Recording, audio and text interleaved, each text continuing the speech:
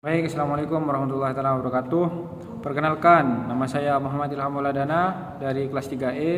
Di sini saya akan menerangkan tentang rencana pengelolaan media pembelajaran, tema benda hidup dan tak hidup.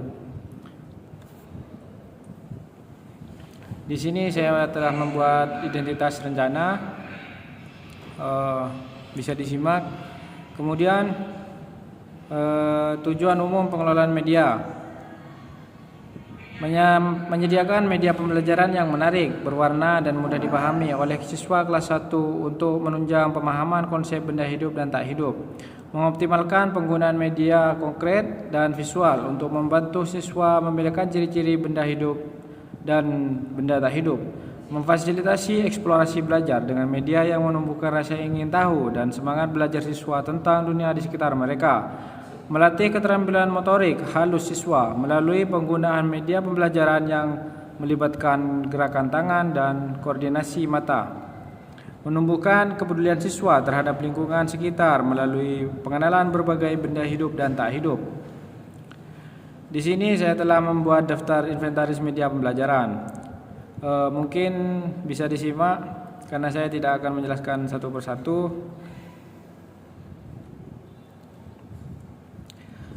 Di sini ada nama media, jenis media, mata pelajaran, kondisi, sumber, dan lokasi.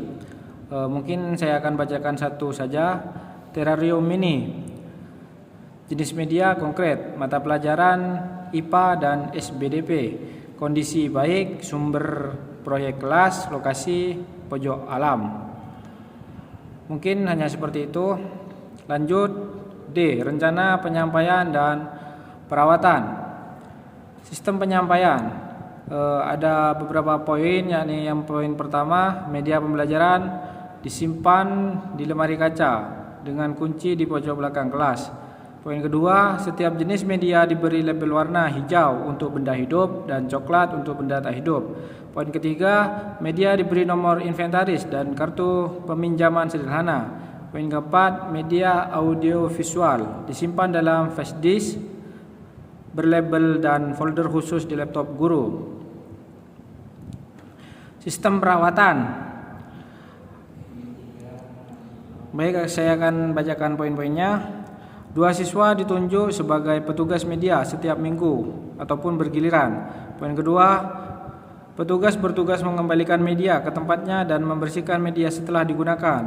Poin ketiga, guru melakukan pengecekan kondisi media setiap hari Jumat. Poin keempat, media rusak akan diperbaiki pada hari Sabtu atau diganti jika bisa diperbaiki. Poin kelima, terrarium mini dirawat dengan jadwal penyiraman setiap 2 hari sekali.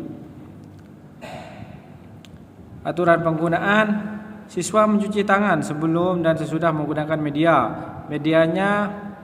Media hanya digunakan di dalam kelas kecuali ada izin khusus dari guru. Siswa menggunakan media secara bergantian dengan tertib. Siswa melapor jika ada media yang rusak. Lanjut ke E, desain pojok baca atau media. Nama pojok, sudut hidup dan tak hidup, ceria. Lokasi, sudut kanan depan kelas, dekat dengan jendela untuk mendapatkan cahaya alami. Desain dan dekorasi. Area didesain dengan pembatasan rak buku pendek berbentuk setengah lingkaran. Kemudian lantai dilapisi karpet berbahan lembut bermotif rumput hijau. Kemudian dinding dihias dengan lukisan pohon besar dan kertas karton. Dedaunan pohon terbuat dari cap tangan siswa berwarna hijau. Di sekitar pohon ditempel gambar-gambar benda hidup dan benda tak hidup.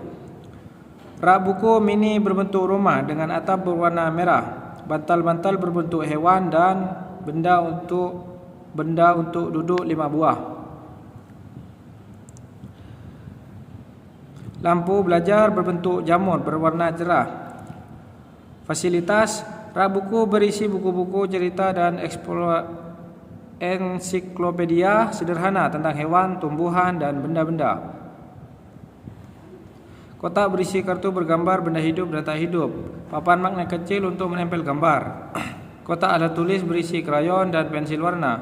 Lembaran kertas gambar untuk kegiatan menggambar. Kegiatan literasi membaca cerita bergambar tentang makhluk hidup, menggambar dan mewarnai benda hidup dan tak hidup, mengelompokkan gambar benda hidup dan tak hidup, bercerita tentang pengalaman dengan hewan atau tumbuhan, menulis atau menceritakan kalimat sederhana tentang benda di sekitar.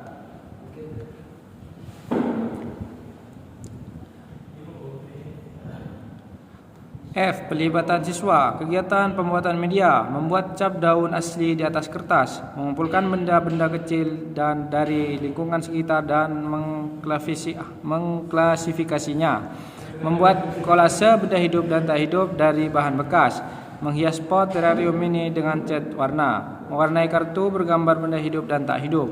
Kegiatan pengelolaan media, menjadi petugas media mingguan secara bergiliran 2 siswa per minggu, membantu guru menata kembali pojok baca setiap hari akhir, menyiram tanaman kecil di terarium mini sesuai jadwal, menempelkan hasil karya di pohon kreasi atau di pojok baca.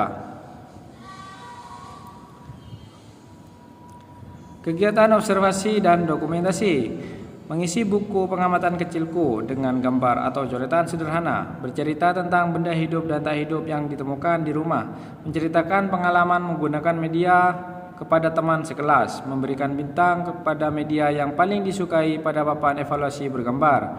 Proyek mini, proyek kotak ajaib bendaku. Setiap siswa membawa kotak sepatu dan mengisinya dengan 2 benda hidup dan 2 benda tak hidup, serta siswa diperkenankan untuk mempresentasikannya. Kemudian membuat album benda hidup dan tak hidup di rumahku dengan foto atau gambar. Kemudian ini adalah penutup.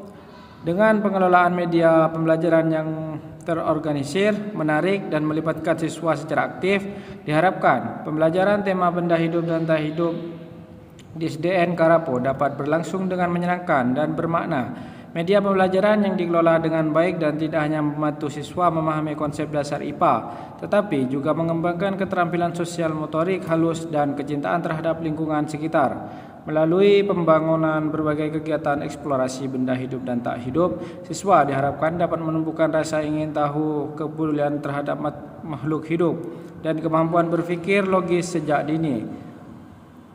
Pengelolaan media yang melibatkan siswa juga akan membantu mereka mengembangkan tanggung jawab dan kemandirian sesuai dengan tahap pengembangan mereka. Baik, mungkin hanya itu yang bisa saya terangkan. Kurang dan lebihnya saya mohon maaf. Akhiran, wassalamualaikum warahmatullahi wabarakatuh.